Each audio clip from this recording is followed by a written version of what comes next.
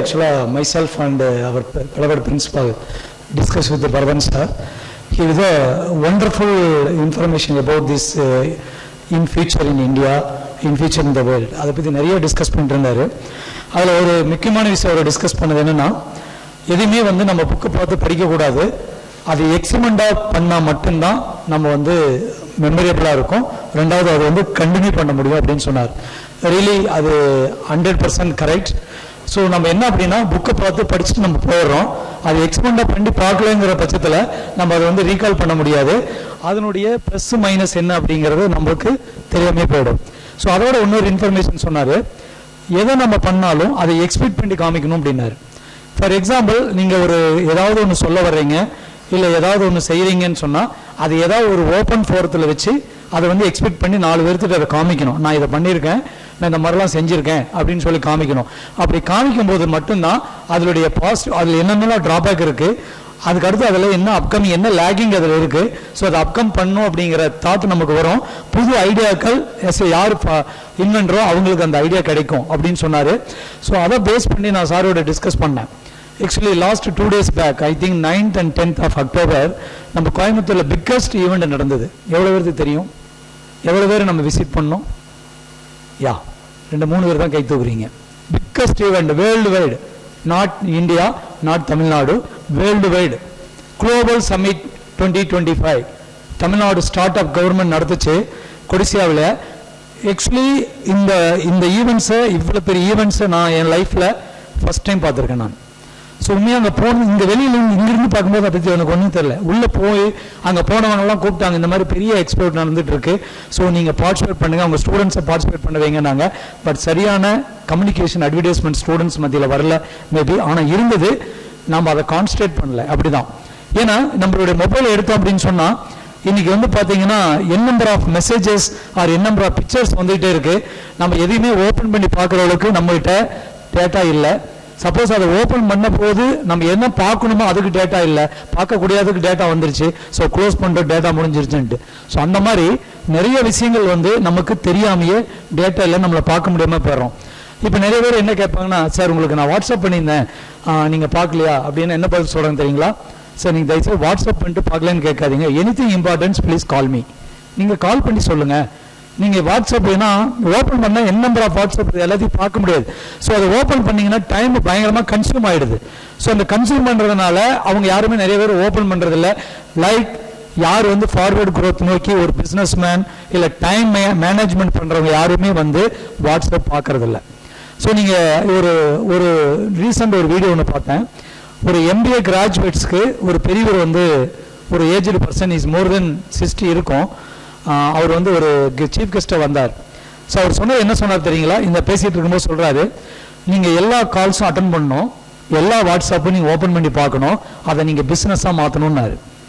அதை நீங்கள் பிஸ்னஸாக மாற்றணும் அப்படின்னு சொல்லிட்டு அவர் சொல்லியிருக்காரு. எனக்கு 7000 குரூப் இருக்குது என்னுடைய வாட்ஸ்அப்பில், 1-2 இல்லை, 7000 குரூப்.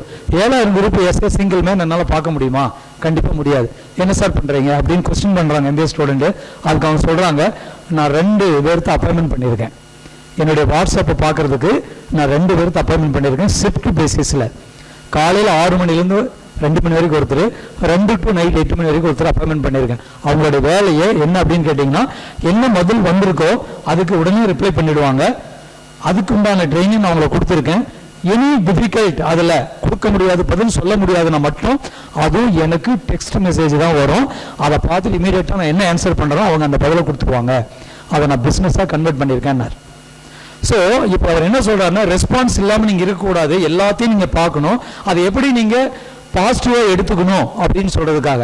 ஸோ சார் ஒரு ரீசெண்டாக ஒரு ஏர்கிராஃப்ட் பற்றி ஒரு வீடியோ காமிச்சாரு, அதை கூட நான் டிஸ்கஸ் பண்ணேன். ஏன் அந்த பாயிண்ட்டுக்கு நான் சொல்ல வரேன்னு கேட்டிங்கன்னா, ஸோ தமிழ்நாட்டில் தான் இந்தியாவிலேயே ஃபஸ்ட்டு இந்த ஏர்கிராஃப்ட் ப்ரோட்டோடைப் மாடல் லாஸ்ட்டு நம்மளுடைய கொடிசியாவில் ஸ்டார்ட் அப்பில் இன்ட்ரடியூஸ் பண்ணாங்க. நம்மளுடைய ஸ்டேட் மினிஸ்டர் தான் இன்ட்ரடியூஸ் பண்ணார், ஓப்பன் பண்ணார்.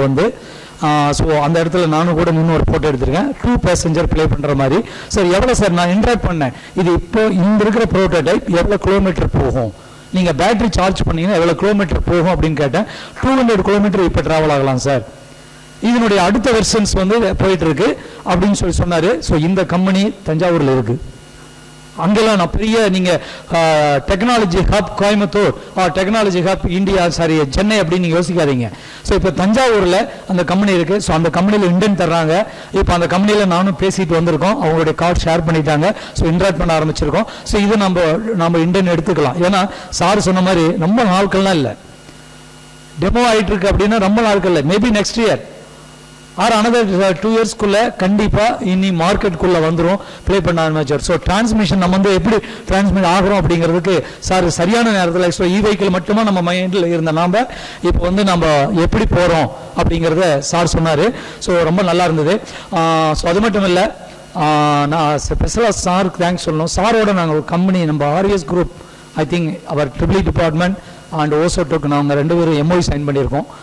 So 2 months before. ஸோ அப்போ தான் ஃபஸ்ட்டு நான் சாரை மீட் பண்ணோம்.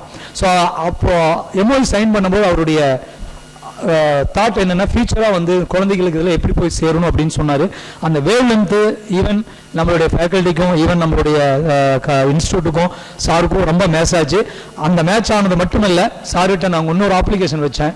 என்ன அப்படின்னு கேட்டால், சார் இப்போ எல்லாமே வந்து சென்டர் ஆஃப் எக்ஸலன்ஸ் அப்படின்னு சொல்லி போயிட்டு இருக்காங்க. ஸோ அது வந்து ஒவ்வொரு இன்ஸ்டியூஷன்லையும் வச்சுருக்காங்க, ஈவன் டொமைன் வைஸ் வச்சுருக்காங்க, டிபார்ட்மெண்ட் வைஸ் வச்சுருக்காங்க அப்படின்னு சொல்லும்போது ஆக்சுவலாக சாரோட சென்டர் ஆஃப் எக்ஸலன்ஸ் எங்கே எஸ்டாப்ளிஷ் பண்ணியிருக்காங்க, கோயம்புத்தூரில் பிக்கஸ்ட்டாக எங்கே பண்ணியிருக்காங்கன்னா கேபிஆரில் பண்ணியிருக்காங்க. ஓகேங்களா? ஸோ கேபிஆரில் கண்டிப்பாக நம்மளுக்கு ஆப்பர்ச்சுனிட்டி கிடைச்சா நம்ம போய் இவர் சொன்னார் இதில் என்ன இருக்கணும். ஸோ நீங்கள் இந்த ஹாலோட ஆஃப் சைஸில் எங்களோட சென்டர் ஆஃப் எக்ஸலன்ஸ் வந்து கேபிஆரில் எஸ்டாப்ளிஷ் பண்ணியிருக்காங்க அப்படின்னார். Even management is very good initiative, ரொம்ப கான்ட்ரிபியூட் பண்ணியிருக்காங்க. ஸோ அவங்களோட சார் சப்போர்ட் எடுத்திருக்காங்க. ஸோ பண்ணியிருக்காங்க. த பேஸ்ட் ஆன் தட் நாங்களும் ரிக்வஸ்ட் பண்ணியிருக்கோம். Sir is accept after Deepavali here also install for centre of excellence அப்படின்னு சொல்லியிருக்காரு. So okay the big applause. So சாரோட சப்போர்ட் எங்களுக்கு கண்டிப்பாக நம்மளுடைய இந்த வெஹிக்கிள் ரிலேட்டடு திங்கிங் இருக்கக்கூடிய குழந்தைகளுக்கு, ஸ்டூடெண்ட்ஸ்க்கு, ஃபியூச்சர் இந்தியாவை எஸ்டாப்ளிஷ் பண்ணக்கூடியவங்களுக்கு கண்டிப்பாக ஹெல்ப்ஃபுல்லாக இருக்கும். ஸோ அதுக்கு அடுத்தது ஃபாலோடு பை அந்த ஸ்டார்ட் அப் பற்றி நான் சொல்லணும்னு நினச்சேன். சார் அந்த வேர்டை கரெக்டாக யூஸ் பண்ணார். நான் பேசும்போது சார் சொன்னார், ஏன்னா நான் ஆக்சுவலாக பிரின்சிபல் சாரோட பேசும்போது எல்லாரும் நடிகர் பின்னாடி போனாங்கன்ட்டு, த சேம் வேர்ட் நான் அந்த கொடிசியாவில் எண்ட் ஆஃப் தி ஃபங்க்ஷனில் அதனோட மிஷன் டைரக்டர் பேசினார், சிவராஜ் ரங்கநாதன் பேசினார். அவர் அதே வார்த்தை தான் சொன்னார்.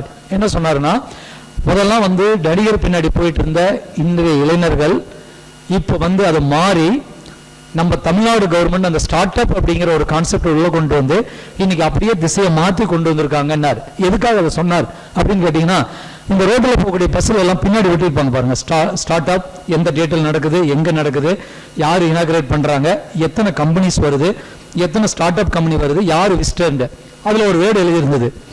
எப்படின்னா எக்ஸ்பெக்டட் விசிட்டர்ஸ் அப்படின்னு ஒன்று போட்டிருந்துச்சு. 30,000 ப்ளஸ், 30,000 ப்ளஸ் விசிட்டர்ஸ் வருவாங்க, வெண்டர்ஸ் எவ்வளோ பேர் வருவாங்க அப்படின்னு சொல்லி போட்டிருந்தாங்க. ஸோ அதில் வந்து 3,000 வெண்டர்ஸ் இருக்காங்க, எவ்வளோ நியூ ஸ்டார்ட் அப் கம்பெனி, இப்படி எல்லாமே லிஸ்ட் அவுட் பண்ணியிருந்தாங்க. இதில் ஃபாரின் கம்பெனிஸ் வந்து எவ்வளோ வருவாங்கன்னு போட்டிருந்தாங்க. 30 கம்பெனி அப்படின்னு போட்டிருந்துச்சு. நான் ரீலாகவே அதை போட்டிருந்தது நான் கால்குலேட் பண்ணி பார்த்தேன். அந்த ஸ்டாலில் போய் நான் ஒவ்வொரு கண்ட்ரியாக கவுண்ட் பண்ணி பார்த்தோம். ஸோ இங்கே வந்தவங்களுக்கு தெரியும் நினைக்கிறாங்க யார் விசிட் பண்ணாங்கன்னு. ஸோ 32 கண்ட்ரிஸ் விசிட் பண்ணியிருந்தாங்க. 32 இதில் மலேசியா, சிங்கப்பூர், எல்லா கண்ட்ரி நியரஸ்ட் எனக்கு தெரியும் எல்லா கண்ட்ரி வந்திருந்தாங்க. ஸோ நான் எதுக்கு இதை சொல்ல வரேன்னா, அந்த 32 கண்ட்ரியும் விட அந்த ரெப்ரசன்டேட்டிவ் தான் அன்னைக்கு நடந்த 2 days ப்ரோக்ராமில் பேனல் டிஸ்கஷனில் உட்காந்தாங்க. அந்த பேனல் டிஸ்கஷன் நான் உட்காந்து முன்னே பார்த்தோம். ஸோ ஃபைனலாக அவர் கன்க்ளூட் பண்ணும்போது எவ்வளோ கவுண்டு ஃபுட் பிரிண்ட் ஆயிருந்தது. ஸோ யார் போனாலும் ரெஸ்ட் பண்ணும், கார்டு இருக்குது, ஐடி கார்டு மாதிரி தான் உள்ளே போகணும். அந்த குடிசாவுக்குள்ள எவ்வளோ ஃபுட் பிரிண்ட் ஆயிருந்தது, ஃபுட் பிரிண்ட் ஆகாமல் கவுண்ட் இருக்கு. நான் சொல்கிறவங்களுக்கு ஃபுட் பிரிண்ட் எவ்வளோ ஆயிடுச்சுன்னா 72,000 சொச்சம், 72,300 சில்லற ஃபுட் பிரிண்ட் ஆயிருந்தது. எவ்வளோ எக்ஸ்பெக்ட் பண்ணியிருந்தாங்க பாருங்க, 30,000 தான் பண்ணியிருந்தாங்க. ஆனால் வந்திருந்தது 72,000. இது ஏன் சொல்கிறேன்னா, அன்னைக்கு பார்க்கும்போது எவ்வளோ பர்சன்டேஜ்னு பார்த்தீங்கன்னா ஸ்டூடெண்டோட ரேஷியோ 70%. அந்த 70% ஸ்டூடெண்ட் ரேஷியோ என்ன அப்படின்னா எல்லாமே திங்கிங் ஸ்டார்ட் அப் திங்கிங் தான் வந்திருக்காங்க. அங்கே உள்ள போய் பார்க்கும்போது எல்லா காலேஜ்லையும் சரி, even second year, even third year, final year students, every one own start up company. So நிறைய காலேஜஸ் ஸ்டூடெண்ட்ஸ் ஸ்டால் போட்டிருக்காங்க, கம்பைன் பண்ணி அந்த மேனேஜ்மெண்ட் சப்போர்ட் பண்ணியிருக்காங்க, அவங்க ஸ்டால் போட்டிருக்காங்க. ஸோ அவங்க ஃபேக்கல்ட்டியோட வந்துட்டு அவங்க கார்டு ஷேர் பண்ணி அவங்களுடைய ஸ்டார்ட் அப் என்ன பண்ணுறாங்கிறத எக்ஸ்பிளைன் பண்ணிட்டு இருக்காங்க. ஸோ அப்போ இன்னைக்கு ஸ்டூடெண்டோட திங்கிங் மென்டாலிட்டி ஈவன் என்னன்னா இப்போ இருக்கிற age group is very sharp, ஈஸியாக கிராஸ் பண்ணிக்கிறாங்க, என்ன நாலேஜ்னாலும் ஈஸியாக கிராஸ் பண்ணிக்கிறாங்க. ஸோ அந்த அளவுக்கு இன்னைக்கு பொட்டன்ஷியல் பசங்கள்கிட்ட இருக்கு. ஸோ அதனால தான் இதை சொல்ல வரேன். ஸோ 72,000 சொச்சம் ஃபுட் பிரிண்ட் ஆயிருக்கு அப்படின்னா எந்த அளவுக்கு அதுக்கு மாஸ் ஆயிருக்கு அப்படின்னு நீங்க பாருங்க. ஸோ அதுக்கு அடுத்தது வந்து பார்த்தீங்கன்னா ஸ்டால் எவ்வளோ இருந்தது நான் எதிர்பார்க்கல. ஆக்சுவலி கொடிசியாவில் ஏபிசி தான் பார்த்துருப்பீங்க, ஸ்டாண்டர்ட் ஸ்டால்ஸ். ஸோ இன்னைக்கு எவ்வளோ ஸ்டால் இருந்ததுன்னா ABCDEFG வரைக்கும் இருந்துச்சு. அப்படின்னா எவ்வளோ ஸ்டால்ஸ் இருக்குன்னு பாருங்க. 1200+ ஸ்டால்ஸ் வந்து போட்டிருக்காங்க. எல்லாமே ஸ்டார்ட் அப். அதில் வந்து பார்த்தீங்க அப்படின்னு சொன்னால் மோஸ்ட்லி இந்த ஃபீச்சர் தான், இந்த வெஹிக்கிள் ஃபீச்சர் தான். அதுக்காக தான் இந்த டாபிக் நான் டிஸ்கஸ் பண்ணிட்டு இருக்கேன் உங்களுக்கு. வெஹிக்கிள் ஃபீச்சர்ஸ் தான். அது மட்டும் அல்ல, இன்னொரு ஃபேக்கல்டி மெம்பர் கொடுக்கக்கூடிய ஒரு ப்ளஸ் பாயிண்ட் என்னன்னு நான் உங்களுக்கு சொல்கிறேன். இந்த அட்டல் FDV கிடைச்சது கூட நான் இந்த டாபிக் இல்லாமல் வேற டாபிக் போட்டிருந்தா நிச்சயம் கிடைச்சிருக்காது. அதே மாதிரி இப்போ நீங்க சொசைட்டி பேஸ் பண்ணி சொசைட்டி யூஸ் பண்ணக்கூடிய பப்ளிக் யூஸ் பண்ணக்கூடிய எனி டாபிக் எனி டொமைன், நீங்க அது பேப்பராக நீங்க ஆர்டிகல் ரைட் பண்ணாலும் சரி, இல்லை ஏதாவது ஒரு ப்ரோக்ராம் பண்ணாலும் சரி, என் நம்பர் ஆஃப் ஃபண்ட்ஸ் இருக்கு நம்ம கிட்ட. இன்னைக்கு நான் கவர்மெண்ட் அண்ட் கவர்மெண்ட் ரெண்டு பேரும் சேர்ந்து ஃபண்டு நிறைய ரிலீஸ் பண்றாங்க. ஸோ ஃபண்டு எங்க கொடுக்கறதுன்னு தெரியலங்கிறாங்க. மிஷன் அவங்க வந்து சென்ட்ரல் கவர்மெண்ட் மிஷன் என்ன சொல்றாங்கன்னா டிபார்ட்மெண்ட்ஸ்ல ஃபண்டு நிறைய இருக்கு, எதுக்கு கொடுக்கறதுன்னு தெரியல. ஏன்னா அதோடைய என்ன நீங்க பண்ண போறீங்களோ அதுக்கு சரியான ஸ்டேட்மெண்ட் நம்மளுக்கு கொடுக்க தெரியல. அப்ப என்ன அப்படின்னா ப்ரொபோசல், ஃபார் எக்ஸாம்பிள் அதுக்கு தான் அந்த பாயிண்ட்டுக்கு நான் வரேன். ப்ரொபோசல்ஸுக்கு நிறைய கொடுக்குறாங்க. அதுவும் பார்த்தீங்கன்னா மிலிட்ரி பேஸ் பண்ணி வெஹிக்கிள் பேஸ் பண்ணி நிறைய ஃபண்ட் அலாட் பண்றாங்க. நீங்க ப்ரோட்டோடைப் பண்ணலாம், ஈவன் கான்ஃபரன்ஸ் நடத்தலாம், ஒர்க் ஷாப் நடத்தலாம், செமினார் நடத்தலாம், ஈவன் ப்ராடக்டை நீங்க மேக் பண்ணலாம், ஈவன் ஃபாரின் கொலாபரேஷன் நீங்க போடலாம். ஸோ எல்லாத்துக்குமே ஃபண்ட் இஸ் அவைலபிள். ஆனா நாம எப்படி ரைட் பண்ணி என்ன கேட்குறோன்னு தெரியல, அதனாலதான் அவங்க கொடுக்க முடியல. எல்லாரும் என்ன நடக்குது அப்படின்னு அதையும் சொல்லிட்டாங்க. ஃபீட்பேக் என்னன்னா எக்ஸிஸ்டிங் மெத்தடாலஜியை தான் ப்ரப்போஸ் பண்ணிட்டு இருக்கமே ஒழிய நியூ மெத்தடாலஜி நம்ம ஐடியாவே உள்ள கொடுக்கல. அதுக்கு எப்படி ஃபண்டு தர முடியும்? நீங்க என்ன போட்டாலும் நிறைய வர்றாங்க, போடுறாங்க, எக்ஸ்பிளைன் பண்றாங்க, அவங்க இன்டர்வியூ கூப்பிடுறாங்க, ஆன்லைன் பிரசன்டேஷன் கொடுக்குறாங்க. ஆன்லைன் பிரசன்டேஷன் கொடுக்கும்போது நம்மளால ஜஸ்டிஃபை பண்ண முடியல. அந்த ஜஸ்டிஃபை பண்ண முடியாதனால நம்மளுக்கு ஃபண்டு கிடைக்கிறது இல்லை. யார் வந்து கரெக்டாக பிச் பண்றாங்களோ அவங்களுக்கு ஃபண்டு தர்றாங்க, கோடிக்கணக்கில் தர்றாங்க. 2 கோடி 3 கோடி எல்லாம் சர்வ சாதாரணமாக நீங்க ஃபண்டு கிடைக்குது, ஈஸியாக கிடைக்குது. அப்போ நம்ம என்ன பண்ணணும்? ஃபர்ஸ்ட் நம்ம என்ன திங்க் பண்றோமோ அதை வந்து நீங்க வந்து IPRல பப்ளிஷ் பண்ண பார்க்கணும். First point. ஸோ IPRல பப்ளிஷ் பண்ணும்போது பேரலா இன்னைக்கு வந்து கலாம் ஆக்சுவலாக அவருடைய நேம்ல வந்து IPR பெரிய சப்மிஷன் போயிட்டு இருக்கு. உங்களுக்கு தெரியும் IPRல வந்து பாத்தீங்கன்னா நீங்க சப்மிட் பண்ணீங்கன்னா அந்த சப்மிட் பண்ற காசை 100 ப்ரொபோசல் போட்டீங்கன்னா அந்த 100 ப்ரொபோசல் அவங்களுக்கு வந்து பேட்டன் போட்டீங்கன்னா அந்த 100 பேட்டன்ட்டுக்கு காசு ரீஃபண்ட் பண்றாங்க. ஒரு காலேஜுக்கு நான் சொல்றது மொத்தமல்ல, ஒரு காலேஜுக்கு 100 பேட்டன் அப்ளை பண்ணலாம், 200 கூட பண்ணலாம். ஆனா 100 பேட்டன்ட்டுக்கு அந்த பேமெண்ட் ரீஃபண்ட் பண்றாங்க நம்மளுக்கு. இது நமக்கு எத்தனை பேருக்கு தெரியும்? தெரியாது. நம்ம என்ன பண்றோம்? ஒரு பேட்டன்ட் அப்படின்னா 6000 ரூபாய் செலவாகுதுன்னு விட்டுறோம். ஆனா அவங்க 6000 ரூபாய் திருப்பி ரீஃபண்ட் பண்றாங்க. ஸோ இது ஃபர்ஸ்ட் பாயிண்ட்.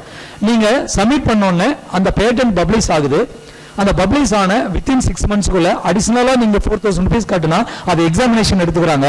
அந்த எக்ஸாமினேஷன் எடுத்துக்கூடிய அந்த பேட்டன்ட்டை கிராண்டுக்கு மூவ் பண்ணலாம். எக்ஸாமினேஷன் பண்ணி கிராண்டுக்கு மூவ் பண்ணலாம். One year you get the grant. இது ப்ளீஸ் நீங்க கண்டிப்பா அண்டர்ஸ்டாண்ட் பண்ணுங்க. எப்ப நீங்க கிராண்ட கையில வாங்குனீங்களோ அந்த கிராண்ட கையில வச்சுட்டு யூ சப்மிட் த ப்ரொபோசல் அப்படின்னா யூ கெட் இமீடியட்லி ஃபண்ட். இமீடியட்டா ஃபண்ட் கிடைக்குது நமக்கு. ஆனா நம்ம என்ன பண்றோம்? இந்த முன்னாடி இருக்கிற 2 ஃபண்டமெண்டல் ப்ராசஸ் நம்ம பண்றது இல்லை. ஸோ அப்போ நம்ம ஃபண்டிங் அப்ளை பண்ணும்போது கிடைக்கும். அவன் கேட்பான், இதை பேஸ் பண்ணி எத்தனை பேட்டர்ன் போட்டிருக்கீங்க, எவ்வளவு கிராண்ட் ஆயிருக்கு, இதை பேஸ் பண்ணி எத்தனை ஆர்டிகல் பப்ளிஷ் பண்ணிருக்கீங்க அப்படின்னு கேட்குறாங்க. அடுத்த கொஸ்டின். ஆக்சுவலி உங்களுடைய வாட்ஸ்அப் குரூப்ல கோஆர்டினேட்டர் இன்னைக்கே உங்களுக்கு அந்த ஆர்டிகல் 5 ஆர்டிகல் ரிலீஸ் பண்ண போட்டுருவாரு. Please go through all the 5 articles. அந்த ஆர்டிகல்ஸை பேஸ் பண்ணி தான் உங்களுக்கு வந்து லாஸ்ட் டே அன்னைக்கு அந்த கொஸ்டின் இது இருக்கும். ஃபார் எக்ஸாம்பிள் உங்களுடைய எக்ஸாமினேஷன்ஸ் இருக்கு, அந்த ஆர்டிகல் பேஸ் பண்ணி தான் இருக்கும். அந்த ஆர்டிகலை பேஸ் பண்ணி தான் கொஸ்டின் ப்ரிப்பேர் ஆயிருக்கு. ஸோ அதை தான் உங்களுக்கு கொடுக்க போறாங்க. அதை நீங்க சப்மிட் பண்ணணும். அதில் ஸ்கோர் பண்ணீங்கன்னா மட்டும்தான் உங்களுக்கு சர்டிஃபிகேட் ஜென்ரேட் ஆகும். இட்ஸ் மார்னிங் அதை நான் சொன்னேன். ஓகேங்களா? ஸோ அந்த ஆர்டிகல்ஸ் இப்போ அவர் ஷேர் பண்ணுவார், நீங்க அதை பார்த்துக்கலாம். ஸோ இப்போ வந்து பார்த்தீங்கன்னா சார் ஆக்சுவலி அவர் ஸ்டோரி சொன்னார். ஆக்சுவலாக அது நான் பசங்க இருக்காங்க, நான் அதை ப்ளஸ்ன்னு எடுத்துக்கலாம். ஆனால் இது இந்த ஸ்டேஜில் அதை ப்ளஸ்ன்னு எடுத்துக்க முடியாது. சாரோட வளர்ந்ததுக்கப்புறம் அதை ப்ளஸ்ன்னு எடுத்துக்கிறேன். இப்போ நான் எடுத்துக்கிறேன். நான் அவர் ஆக்சுவலி ஸ்கூலுக்கு அதிகமாக போக மாட்டார். சார் கட்டடிச்சுடுவார், அதிகமாக ஸ்கூலுக்கு போனது கிடையாது. ஸோ அவருடைய அட்டண்டன்ஸ் மேக்ஸிமம் மெயின்டைன் பண்ணது 40%, ஈவன் ஸ்கூல் அண்ட் காலேஜ். என்ன சார் பண்ணீங்கன்னு கேட்டப்போ, இப்போ வீட்லேயே ஒரு லேப் செட்டப், அப்பயே 8ஆம் கிளாஸ் படிக்கும்போதே அவருடைய இனிஷியேட்டிவ், அதாவது இன்னோவேஷன் ஐடியாக்கள் திங்க் பண்ணி கான்சன்ட்ரேட் பண்ண ஆரம்பித்தார். ஒவ்வொன்றிலையும் அது லேப் செட்டப் பண்ணிக்குவார். வித் கன்வின்ஸ் பண்ணார், பேரண்ட்ஸை கன்வின்ஸ் பண்ணார். அதுக்கப்புறம் காலேஜில் அவருக்கு அட்டண்டன்ஸ் ஷார்ட்டேஜ், அதனால எக்ஸாம் எழுத முடியாது. அவர் இந்த மாதிரி நிறைய டைம் ஃபேஸ் பண்ணியிருக்காரு. அப்போ ரிக்வஸ்ட் பண்ணி ஹெச்ஓடி ஃபேக்கல்ட்டிலாம் போய் ரிக்வஸ்ட் பண்ணி அட்டண்டன்ஸ் போடுங்க. ஏன்னா அவர் ப்ராக்டிக்கலி நல்லா பண்ணுறாரு, பட் தியரிட்டிக்கலாக காலேஜுக்கு இன்பர்சனாக தான் வர முடியலன்னு சொல்லி ஏதோ ரெக்கமெண்டேஷன் பண்ணி தள்ளி அவர் first is completed in diploma. So after that தான் அவர் இன்ஜினியரிங் பண்ணார். அப்போ அவருக்கு ஐடியா கிடைச்சது, இன்ஜினியரிங் பண்ணார்.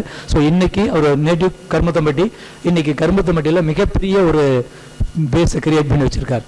இன்றைக்கி ஓசோடெக் அப்படின்னு ஒரு கம்பெனி, இ-வெஹிக்கிள் கம்பெனியை மிகப்பெரிய லெவலில் எஸ்டாப்ளிஷ் பண்ணிட்டு இன்றைக்கி எத்தனை ஸ்டூடெண்ட்ஸுக்கு ஸ்கூலுக்குலாம் விசிட் பண்ணி அவருடைய டெக்னாலஜி டிரான்ஸ்மிட் பண்ணிட்டு இருக்கார், கொடுத்துட்ருக்கார். ஸோ இது ஒரு பெரிய விஷயம். இப்போ ஃபேக்கல்ட்டியான நீங்கள் இல்லை ஸ்டூடெண்டான நீங்கள் இப்போ question and answer another 10 minutes or 5 minutes sir கூட இன்வைட் பண்ணலாம். மைக்கை பாஸ் பண்ணுங்கம்மா, மைக் பாஸ் பண்ணுங்கள். உங்களுக்கு எந்த மாதிரி டவுட் இருக்குது, ஈவன் இவர் எப்படி ஆண்டர்பிரனர் டவுட்டாக இருக்கலாம், இல்லை இந்த இ-வெஹிக்கிள் ரிலேட்டடாக உங்களுக்கு டவுட்டாக இருக்கலாம். Please interact. This is only one way communication கிடையாது, இது 2 way கம்யூனிகேஷன். நீங்கள் கேட்கணும், அவர் சொல்லணும், அதுதான் செஷன் இன்ட்ராக்ட், அதுதான் நாலேஜ் நம்மளுக்கு வரும். சொல்கிறத மட்டும் கேட்டு போயிட்டு அடுத்த வாரம் சார் என்ன சொன்னான்னு கேட்டால் யாருக்குமே தெரியாது. ஆனால் இப்போ நீங்கள் இன்ட்ராக்ட் பண்ணுங்க, அது அந்த கொஸ்டினுக்கு ஆன்சர் கிடைக்கும். அந்த ஆன்சர் உங்கள் லைஃப் டைம் ஃபுல்லாக கண்டிப்பாக இருக்கும். Okay, please. இன்னொரு மைக் இருக்கா? Raj sir, for inviting me for this FDP. Yeah, thank you. Second one, today's speaker, Parthiban sir, I think. Yeah, Bharadhan sir, sorry. 2 things as I said. First one thing, last I will come to the question. First thing, as sir said, the next transportation which is like the quadcraft transport, like a helicopter, that is in a EV term. Sir சொன்னார் இல்லைங்களா? Last month நான் ஒரு பர்சனை meet பண்ணேன். Is nothing but doctor Kamesh Nammuri sir. Is அவர் Indian. It's one wonder which is nothing but he is the policy maker for allowing the aircrafts over the all the worldwide, not even one country or one single village. Actually he is a Indian. It's a proud movement, you have to clap. பேர் Kamesh Nammuthurai. Is a distinguished research professor. Distinguished வீடு நம்ம ஊரில் நிறைய பேர் கொடுப்பாங்க. ஏன்னா name சேக்குக்கு பேரை போட்டுட்டு வாரத்துக்கு ஒரு நாள் வரலாம், சேலரி கம்மியாக கொடுக்கலாம், இல்லை பேரை யூஸ் பண்ணிக்கலாம் அப்படின்ட்டு. யூனிவர்சிட்டி ஆஃப் நார்த் டெக்சாஸ் அவங்க இதை யூஸ் பண்ணிட்டு இருக்காங்க. என்ன பர்பஸ்க்காக அப்படின்னாக்கா, சார் சொன்னார் இல்லைங்களா, that's why I'm talking in Tamil. இந்த பாலிசிஸ், அதாவது எந்த வெஹிக்கிள், ஏன்னா இப்போ சார் சொல்லும்போதே சொன்னார், இங்கேருந்து இப்போ திருப்பூருக்கோ ஈரோடுக்கோ ஒரு 5 minutes ட்ராவல் ஆயிடலாம் அப்படின்னாக்கா, டியூ டு த டிராஃபிக் இது அட்லீஸ்ட் 1 hour 2 hours எடுத்துகிட்டு இருக்கும் அப்படின்ட்டு. பட் ஏர்கிராஃப்டில் நீங்கள் ட்ராவல் பண்ணிங்க அப்படின்னாக்கா shortly within 5 minutes we can reach. But அங்கேயும் அதே ப்ராப்ளம் வரும். என்னென்னா within a short period of time அங்கேயும் நிறைய ஏர்கிராஃப்ட்ஸ் வந்துடும். அப்போ அங்கே வரக்கூடிய டிரான்ஸ்போர்ட்டை என்ன பண்ணுறது, டிராஃபிக் என்ன பண்ணுறது? ஏன்னா கிரவுண்டில் டிராஃபிக் அப்படிங்கும்போது பார்த்தீங்க அப்படின்னாக்கா நம்ம ஈஸியாக ரோட் டிராஃபிக் பண்ணிடலாம். எல்லாருமே ரோடில் மட்டும் தான் ட்ராவல் பண்ண முடியும். ஆட்டோமேட்டிக்காக வி ஹவ் ரெகுலேட்டட் ஒரு traffic regulation and rules you should follow. அப்போ இதே டிராஃபிக் பாப்புலேஷன் டென்சிட்டியும் ஏர்கிராஃப்டில் வந்துச்சு அப்படின்னாக்கா மேலே ஃபுல்லாகவே டிராஃபிக் ஆகிடும். அதுக்கான பாலிசியை கிரியேட்டர் தான் இந்த சார் சொன்னார் ஆல்ரெடி. அந்த பாலிசி கிரியேஷன்ஸ் இப்போ நடந்துட்டு இருக்குது. அவர் அதுதான் நான் சொன்னேன் இல்லைங்களா, டாக்டர் காமேஷ் நம்பு, அவர் ஒரு Indian sir. Thank you. That's what I wish to convey to you this team. And along with I have a query sir. இப்போ நீங்கள் எந்த மாதிரி சப்போர்ட் ஸ்டூடெண்ட்ஸ்க்கு பண்ணுறீங்க? Because most of the EV companies, what they are doing is they are manufacturing only in the in terms of battery sectors. or else they are collecting all the materials and that's only they are all making the product. Whether you are making any specific product or you are also designing anything. இது இந்த கொஸ்டினுக்கு answer Bharani வாமா நல்லா வாங்க வாங்க வாங்க mic வேலை செய்யுது டெவலப்மெண்ட் ஸ்ட்ரக்சரல் டெவலப்மெண்ட்டு மோட்டாரு அதெல்லாம் அப்படியே கொஞ்சம் எலாபரேட் பண்ணுங்களேன். பரணி பிரியா, நான் ஆர்என்டியில் இன்ஜினியராக ஒரு 3 இயர்ஸ் நான் ஒர்க் பண்ணிகிட்ருக்கேன். இப்போ நம்மளோட வெஹிக்கிளில் பார்த்தீங்கன்னா இப்போது இவி கிளஸ்டர்லேருந்து ஸ்டார்ட் பண்ணி நம்மளோட மோட்டார் கண்ட்ரோலர் ப்ளஸ் இம்பார்ட்டண்டான பார்ட் வந்து பேட்டரி பேக் இது கன்ஸ்ட்ரக்ட் பண்ணுறதுல எல்லாமே நம்ம இன்ஹவுஸ் நம்ம தான் பண்ணிகிட்ருக்கோம். இப்போ அங்கேருந்து வர ஸ்டூடெண்ட்ஸுக்கும் பார்த்தீங்கன்னா நாங்கள் என்ன பண்ணுறோம் அப்படிங்கிறத நாங்கள் அவங்கக்கிட்டே வந்து உங்களுக்கு நாங்கள் எக்ஸ்பிளைன் பண்ணி ஒரு சின்ன கிட் மாதிரி கொடுத்து இந்த மாதிரி நாங்கள் ஒர்க் பண்ண சொல்லி சொல்கிறோம். ஸோ இண்டஸ்ட்ரியில் என்ன நாங்கள் பண்ணுறோங்கிறது டைரெக்டாக ஒரு ஸ்டூடெண்ட்டுக்கு நாங்கள் டீச் பண்ணுறோம். ஸோ அவங்களுக்கும் நம்ம ஒரு கோர்ஸ் படிக்கிறதா இருந்தால் எதுக்காக இந்த நம்ம கோர்ஸ் படிக்கணும், ஒரு இண்டஸ்ட்ரியில் என்ன பண்ணிட்டு இருக்காங்கிற நாலேஜோடய அவங்களும் அடுத்த ஸ்டெப்புக்கு மூவ் ஆகுறாங்க. ஆக்சுவலாக அப்படின்றது it composition of everything இந்த இன்ஜினியரிங். ஆக்சுவலாக வந்து ஒரு ஐடி ஒருத்தர் ஜாபுக்கு போகிறாருன்னா மோர் ஆஃப் கோடிங் ஜாப். அவர் அங்கே போய் ஏதாச்சும் ஒரு டாஸ்க் இருக்கும், ஒரு சாஃப்ட்வேர் டெவலப்மெண்ட்டில் இருப்பார். பட்டு ஃபார்ச்சுனேட் ஆர் அன்ஃபார்ச்சுனேட்டு ஈவிக்கு ஒரு பெரிய ஆப்பர்ச்சுனிட்டி என்னென்னா நாங்கள் எல்லாமே டச் பண்ணி ஆகணும். ஏன்னா இப்போ நாங்கள் பீம்னு ஒரு வெஹிக்கிள் டெவலப் பண்ணியிருக்கிறோம். அதில் வந்து அந்த மெக்கானிக்கல் ஸ்ட்ரக்சர் சொல்லுவோம், அந்த பீம் வெஹிக்கிளுடைய ஸ்ட்ரக்சருங்க. அது வந்து டுவல் ட்ரிலிஸ் ஃப்ரேம் ஸ்ட்ரக்சர்னு சொல்லி ஒரு டியூப்லர் ஃப்ரேமில் ஒரு ஸ்ட்ரக்சர் க்ரியேட் பண்ணி அது வந்து லைட் வெயிட்டாகவும் இருக்கணும். ஏன்னா ஈவி பொறுத்த வரைக்கும் வெயிட் ஜாஸ்தியாக மோர் பவர் ரெக்வயர். அப்போ லைட் வெயிட்டாகவும் இருக்கணும். அதே சமயத்தில் லோடு நிறைய, ஏன்னா லோடு வெஹிக்கிள்காக அது இப்போ 2 வீலர் லோடு வெஹிக்கிள், அப்போ நிறைய லோடும் கேரி பண்ணணும். இதுக்கு தகுந்த மாதிரியான ஒரு ஸ்ட்ரக்சரல் டிசைன் நாங்கள் பண்ணி ஆகணும். So it involve mechanical. அதுக்கப்புறம் அதோடு நிற்க முடியாது, அது கூட அந்த அதனுடைய மோட்டர் பவர் ட்ரெயின்னு சொல்லுவோம், மோட்டார் டெவலப் பண்ணணும். ஏன்னா இது வந்து ஒரு unique vehicle.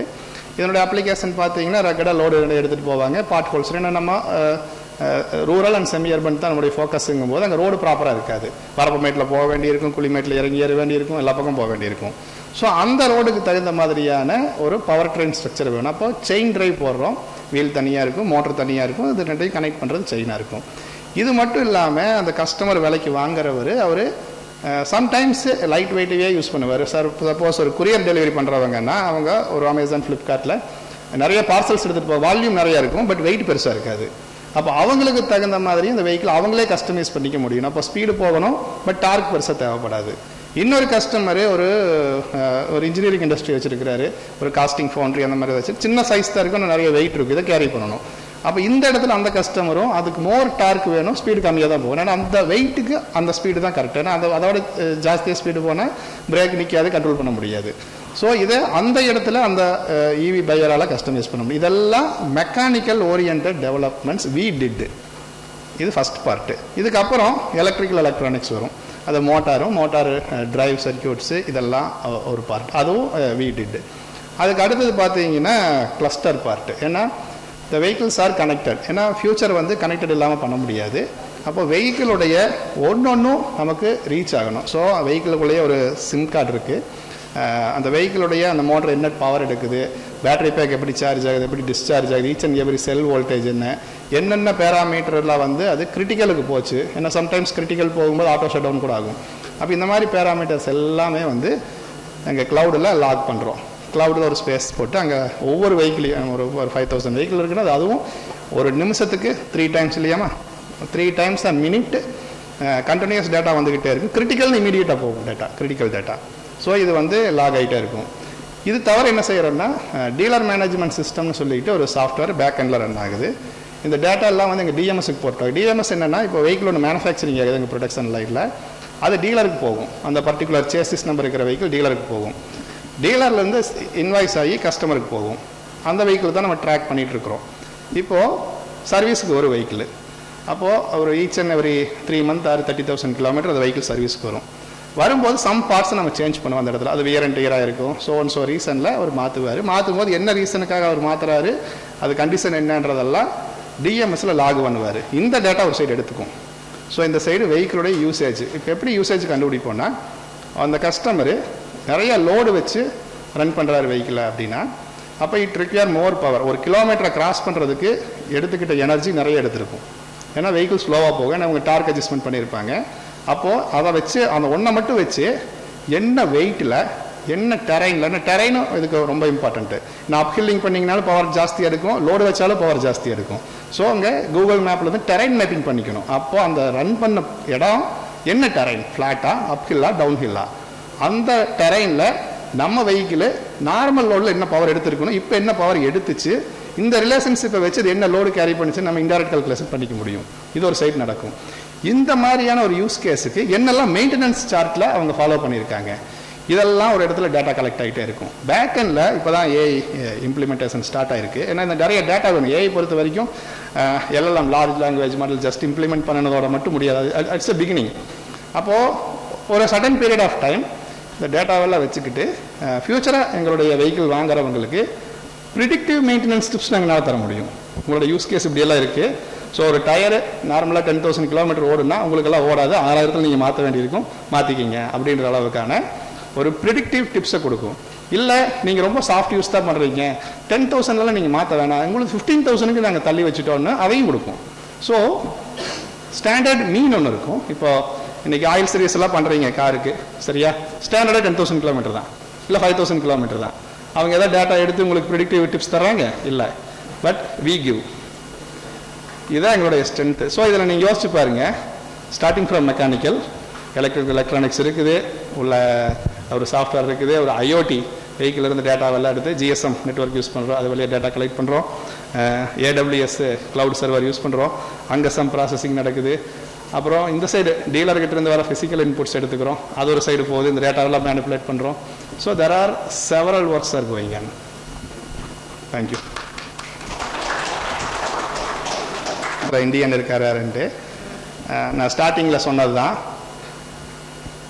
Globally we are the knowledge supplier. நீங்கள் குறிச்சுங்க அதையே. நீங்கள் எந்த கண்ட்ரிக்கு போங்க, யூஎஸ் ஆகட்டும், யூரோப் ஆகட்டும், எங்கேயா இருந்தாலும் நிறையா கம்பெனிஸில் most of the key persons நம்ம ஆளுக்கு தான் இருப்பாங்க. அதுக்கு என்ன ரீசனாக இருக்கும்னு நினைக்கிறீங்க? நான் ஃபஸ்ட்டு சொன்னது தான், we are the country who respect more moral values. அதை நம்ம என்னைக்கு விட்டுறக்கூடாது. ஏன்னா நம்மளுடைய ஹெரிட்டேஜ் அது, நமக்கு சொல்லிக் கொடுத்தது அது. இன்றைக்கி அதுலேருந்து கொஞ்சம் டீவியேட் ஆகிறோமோன்ற வருத்தத்தில் தான் ஃபஸ்ட்டு அந்த செஷனை ஸ்டார்ட் பண்ணிவிட்டு அவர் இதுக்குள்ளே வந்தேன். ஏன்னா கூகுளில் சுந்தர் பிச்சை ஒரு ஹை பொசிஷனில் இருக்கிறாருன்னா கூகுள் அவரை நம்புது first. Is a trustable person. நீங்கள் அந்த ட்ரஸ்ட்டை கொடுக்கல ஒரு இன்ஸ்டியூஷனுக்கோ இல்லை ஒரு இடத்துல நீங்கள் ஒர்க் பண்ணுற இடத்துல ஒரு இடத்துல நீங்கள் ட்ரஸ்ட்டை கொடுக்கலைன்னா என்ன ஸ்கில் இருந்தால் இட் பிகம்ஸ் ஜீரோ. கரெக்டாக தப்பா? ஸோ நேச்சுரலி நீங்கள் உங்களுடைய ஸ்கில் டே பை டே வளர்ந்துக்கிட்டே தான் இருக்கும். ஏன்னா ஸ்கூலில் நீங்கள் டே 1 ஜாயின் பண்ணும்போது இருந்த ஸ்கில்லுக்கும் ஒரு 5வது படிக்கும்போது ஒரு ஸ்கில் உங்களுக்கு வளர்ந்துருக்கும். கரெக்டாக எடிஷன், சப்ராக்ஷன், மல்டிப்ளிகேஷன் எல்லாம் கற்றுக்கிட்டு இருந்திருப்போம். அப்போ ஒரு ஸ்கில்லை வளர்த்துக்கிட்டோம். 10th ஒரு ஸ்கில்லை வளர்த்திருப்போம், மேபி ட்ரிக்னாமெட்ரி ஸோ நம்ம வளர்த்துருப்போம். ஸ்கில் எவ்ரிடே வளர்ந்துக்கிட்டே இருக்கும். So it's a incremental factor. பட்டு the trust and moral value is a decremental factor. நாம் அதை நடந்துடாமல் பார்த்துக்கணும். எந்த ஒரு இன்ஸ்டியூஷனில் எந்த ஒரு இடத்துல நீங்கள் போய் ஜாயின் பண்ணும்போதும் உங்களுக்கு ஹையஸ்ட் மார்க் கொடுத்து தான் உங்களை அவங்க அப்பாயிண்ட் பண்ணுறாங்கன்னு ஞாபகம் வச்சுக்கோங்க. ஏன்னா லோயஸ்ட் மார்க் கொடுத்து 0 பண்ணாங்கன்னா உங்களை அப்பாயிண்டே பண்ண மாட்டாங்க. அப்போது அந்த ஹையஸ்ட்டாக இருக்கிறத குறைச்சிக்கிறது நம்ம செய்கிற வேலைக்கு தான். அப்போது இவங்கெல்லாம் ஹை பொசிஷனுக்கு போனவங்க என்ன செஞ்சுருக்காங்கன்னா அப்படியே மெயின்டைன் பண்ணியிருப்பாங்க. மேபி அவங்க நிறைய கம்பெனிஸு, ஏன்னா இப்போ எங்கள் கம்பெனியில் ஒர்க் பண்ணவங்க கூட இன்றைக்கி ஒரு துபாயில் ஒருத்தர் வேலைக்கு போயிருக்கிறாரு, இன்னொரு கம்பெனிக்கு போயிருக்கிறாருன்னா அவரே எங்ககிட்ட இருக்காரு, ஒரு 6 மாதம் 1 வருஷம் ஒர்க் பண்ணுறாரு, நல்லா அவுட்புட் கொடுத்துருப்பாரு, கம்பெனிக்கு ரொம்ப ரெஸ்பெக்டபுளாக இருந்திருப்பார். பட் அவருடைய ஸ்கில்லுக்கு ப்ரொபோஷனேட்டான பே எங்களால் தர முடிஞ்சிருக்காது. எதை விட பெட்டர் பே இன்னொரு இடத்துல தரும். அவருடைய ஃபேமிலி சிச்சுவேஷன் இருக்கும், நிறைய ஏர்னிங்ஸ் பண்ண வேண்டியிருக்கும். மூவாராருன்னா everyone is welcome to send them. நாம் அவங்கள வெளியே அனுப்புறதுல சந்தோஷமாக வெளியே அனுப்புவோம். கரெக்டாக? எந்த இன்ஸ்டியூஷன், அதாவது இப்போ உங்கள் ஸ்டூடெண்ட் ஒருத்தங்க இருக்கிறாங்க, இங்கே முடிச்சுட்டு போகிறாங்க, ஒரு இடத்துக்கு போகிறாங்கன்னா நீங்கள் பெருமையாக தானே அவங்க வெளியே அனுப்புவீங்க. கரெக்டாக? உங்கள்கிட்ட இருந்துகிட்டே இருப்பாங்களே என்ன, 3 வருஷம் 4 வருஷம் படிச்சுட்டாங்கன்னா இன்னும் பெட்டர் பொசிஷனுக்கு போகிறாங்க தானே, அதுதான் எல்லாரும் விரும்புவாங்க. ரைட்?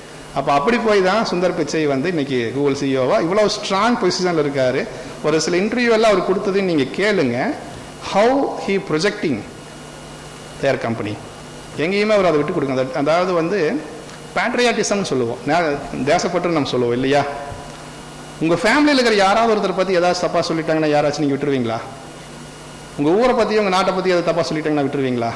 அதுபோல் தான் கம்பெனியும் எல்லா இடத்துலையும் நம்ம அதை வந்து நம்ம ஷோ பண்ணி ஆகணும், கம்பெனிக்குள்ளேயே அதை ஷோ பண்ணி ஆகணும். அப்போது என்னென்னா நேச்சுரலாக உங்களுடைய க்ரோத் வந்து நல்லாயிருக்கும்.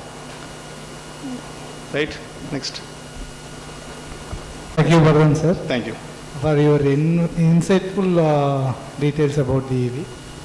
ரெண்டு கொஸ்டின் இருக்கு. சொல்லுங்கள். ஒரு கொஸ்டின் வந்து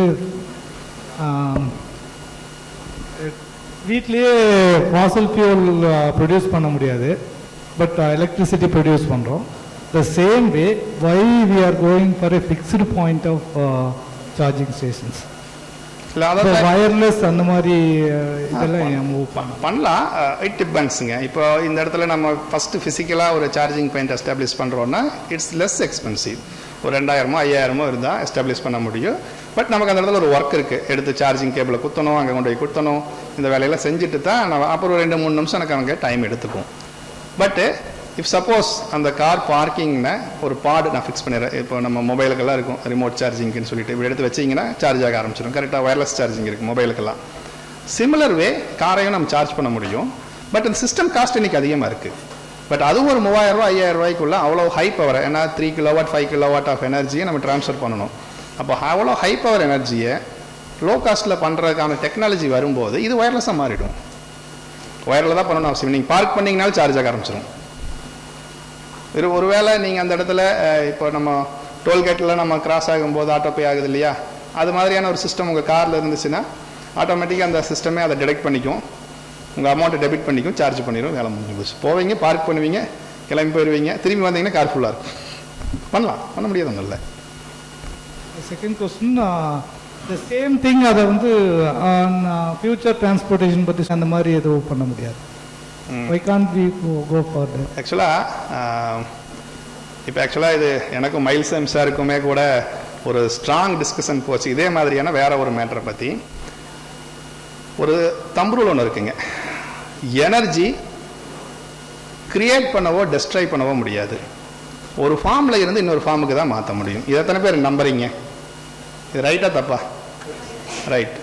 அப்போது energy nor be created or destroyed, it can be converted from one form to another. இப்போது நாம் பறக்கிறோம் அப்படின்னா த த்ரஸ்ட் ரிக்வயர்டு, நம்ம அந்த இடத்துல ஒரு ஏரை வந்து கீழே பம்ப் பண்ணி தான் எகெயின்ஸ்ட் கிராவிட்டி நம்ம மேலே வந்துருக்கிறோம், பறந்துட்டுருக்குறோம். அப்போ அந்த இடத்துல நம்ம எனர்ஜியை யூஸ் பண்ண ஆரம்பிச்சிட்டோம். பறக்கும்போது சார்ஜ் பண்ணுறதுக்கு எனர்ஜி எங்கேருந்து வரும் நமக்கு? மேபி சோலார் பேனல் அது மாதிரி எஸ்டாப்ளிஷ் பண்ணினா கூட அது ப்ரொடியூஸ் பண்ணுற எனர்ஜியும் நீங்கள் ஸ்பெண்ட் பண்ணுற எனர்ஜிக்கான ரேஷியோ ரொம்ப டிஃப்ரென்ஸ். இப்போ கார்லேயுமே கூட மேலே ரூஃபில் சோலார் பேனல் எல்லாம் போட்டு பண்ணுறாங்க. மேபி இப்போ நிறைய ஸ்டூடெண்ட்ஸ் எல்லாமே கூட பண்ணியிருப்பாங்க. பட் அந்த சர்ஃபேஸ் ஏரியாவில் சூரியன்லேருந்து வருது, சோலார் பேனல் என்ன பண்ணுதுன்னா ஃபோட்டான்ஸை தான் வந்து எலக்ட்ரிசிட்டியாக மாற்றுது. அங்கே இருந்து வர்ற அதுலேயும் இப்போ ரீசெண்டாக ஒரு அப் டு 30% கன்வர்ஷன் ரேட் வரைக்கும் இன்றைக்கி எஃபிஷியன்சி சோலாருக்கு வந்துருச்சு. அப்போ அந்த ஃபோட்டான்ஸ் அந்த ஏரியாவில் எவ்வளோ கிடைக்கும், நாம் எவ்வளோ கன்சியூம் பண்ணுறோம், இதுதான் மேட்ரு. ஒரு வேளை அங்கே கிடைக்கிற எனர்ஜியோட கன்சம்ஷன் கம்மியாக இருந்தால் can be it is possible. உங்களுக்கு புரியும் நினைக்கிறேன். Okay, thank you sir. Thank you sir. ஒரே ஒரு கொஸ்டின். சொல்லுங்கள் சார். சார், நீங்கள் ஓனர் ஆஃப் த கம்பெனி அப்படிங்கிறனால ஒரு மேனேஜ்மெண்ட் ஓரியன்டான ஒரு கேள்வி சார். சொல்லுங்கள் சார். உங்களோட future view of lithium cultivation ஆகட்டும் இல்லை லித்தியம் வேஸ்ட் ஆகட்டும் சார், எப்படி இருந்தாலும் அதுவும் பொல்யூட்டட் ஆக போகுது ஃபியூச்சரில், அதை பற்றி உங்களோட பாயிண்ட் ஆஃப் வியூ சார்? நிச்சயமாக பொல்யூட் ஆகாது. அதாவது சொல்லிடுறேன் எப்படின்ட்டு. மேபி உங்களுக்கு தெரியும் நினைக்கிறேன், சிலி ஆப்பிரிக்கன் கண்ட்ரி நிறைய இடங்களில் தான் வந்து லித்தியம் மைனிங் நடக்குது. நிலத்தை டிக் பண்ணுறோம், 100 அடி 300 அடி 500 அடி 2000-3000 அடி வரைக்கும் மண்ணை தோண்டி லித்தியம் எடுத்து அதையே ரிஃபைன் பண்ணி, ஏன்னா மண்ணில் பியூர் ஃபார்ம் ஆஃப் லித்தியம் எல்லாம் கிடையாது. கரெக்டாக நீங்கள் ஒரு டன் மண்ணை எடுத்தீங்கன்னா அதில் 2 கிராம் 3 கிராம் எடுக்கலாம் lithium. Less than quantity of gold. கோல்டை கூட ஈஸியாக நீங்கள் மைண்ட் பண்ணிடலாம், லித்தியம் மைண்ட் பண்ணுறது அவ்வளோ கஷ்டம். ஏன்னா ஏன்னா நீங்கள் எதெல்லாம் ரேர் எர்த் மினரல்ஸ்ன்னு சொல்லி ஒரு லிஸ்ட் இருக்கும், நீங்கள் அதில் பாருங்கள், அதில் லித்தியம் இருக்கும்.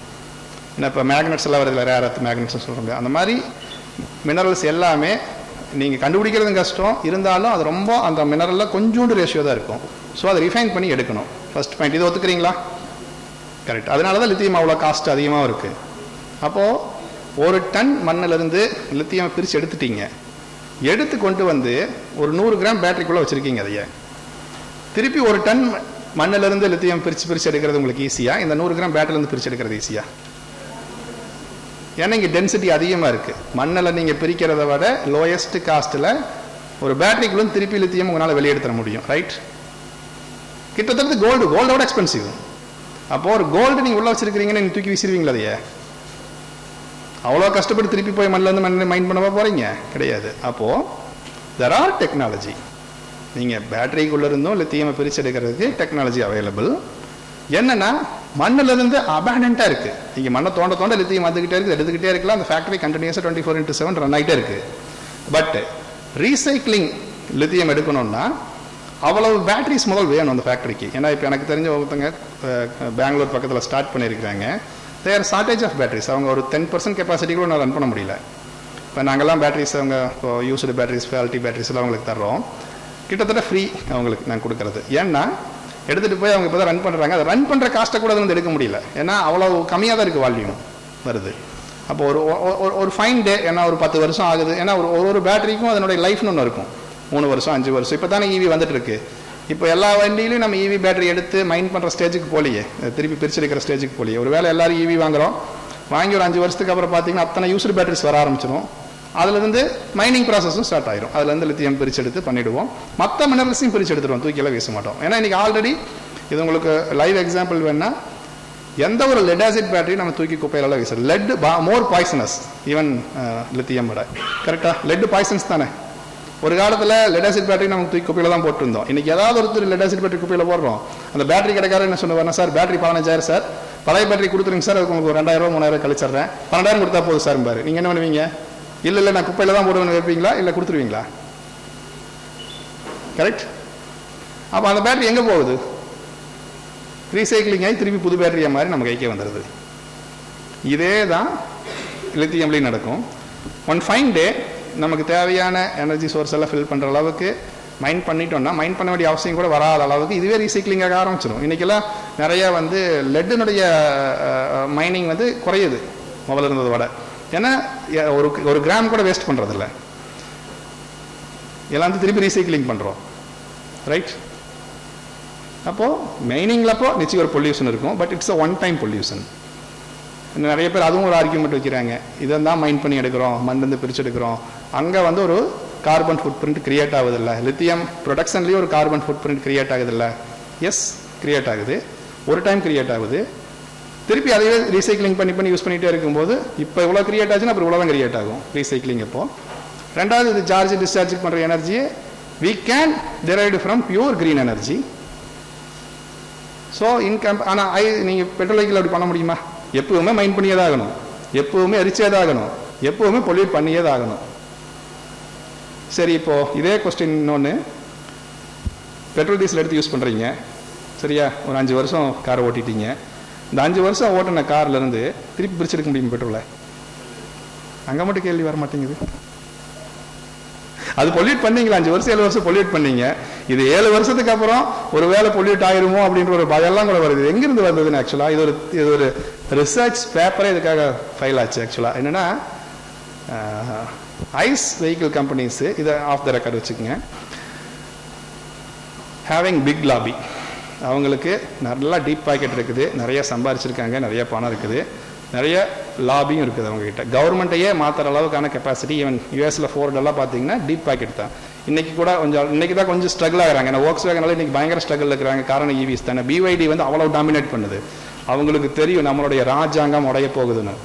ஏன்னா இன்னைக்கு சார் மீட்டிங் ஹாலில் உட்காந்து பேசும்போது கூட சொன்னேன், ஒரு பெட்ரோல் டீசல் பேஸ்டு வெஹிக்கிள், ஒரு ஐஸ் வெஹிக்கிள் டெவலப் பண்ணணும் அப்படின்னா அந்த இன்ஜினை டெவலப் பண்ணுறதுன்றது அவ்வளோ ஈஸி இல்லை.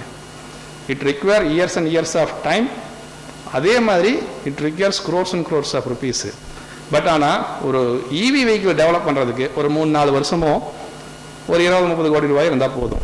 Every one can do. நீங்களும் செய்யலாம், சாரும் செய்யலாம். உங்கள்கிட்ட ஒரு 10-20 கோடி உங்களால் மொபிலைஸ் பண்ணிட முடியாது. If you have confidence in your technology, பணம் நீங்கள் மொபிலைஸ் பண்ணிடுவீங்க, நீங்களே ஹோம் க்ரௌண்ட் டெக்னாலஜி டெவலப் பண்ணிடுவீங்க. ஆட்டோமேட்டிக்காக நீங்களும் ஒன் ஆஃப் த காம்படிட்டராக வந்து நிற்பீங்க. அவன் எப்படி அலோவ் பண்ணுவான்? ரைட்? அப்போது வாட் தே செட், அவங்க ஒரு மைண்ட் செட் பண்ணணும். என்னுடைய பார்வை இது.